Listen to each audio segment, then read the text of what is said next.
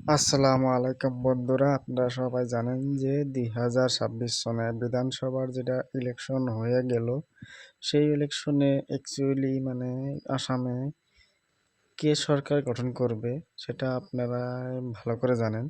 সেই মতে আপনারা আপনাদের মতামতটা অ্যাকচুয়ালি কমেন্ট করে জানাবেন।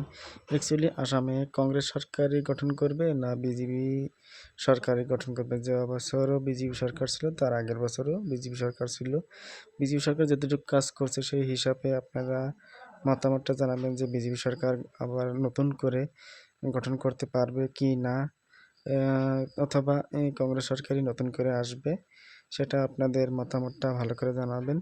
সো রাহুল গান্ধী দেখতে পাচ্ছেন সারা দেশ নিয়ে কতটুকু কার্যকর হিসাবে কাজ করে, এবং কি নরেন্দ্র মোদী ডাঙ্গরিয়া সারা দেশ নিয়ে কতটুকু কার্যকরী হিসাবে কাজ করে, সেই হিসাবে আপনাদের মতামতটা জানাবেন যে অ্যাকচুয়ালি আসামে কংগ্রেস সরকারই গঠন করবে না বিজেপি সরকারই গঠন করবে, অ্যাকচুয়ালি কার ফিল্ডটা কতটুকু ভালো আর কি, সেটা আপনারাই ভালো করে জানেন। বর্তমান সোশ্যাল মিডিয়ার যুগ, সেই হিসাবে কংগ্রেস সরকারি ফিল্ডটা ভালো না বিজেপি সরকারের ফিল্ড ভালো, সেই হিসাবে আপনারা কমেন্ট করে জানাবেন।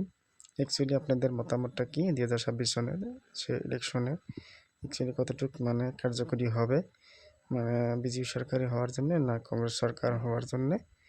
আশা করি ভিডিওটা ভালো লাগছে, অবশ্যই ফলো দিয়ে পাশে থাকবেন। ধন্যবাদ।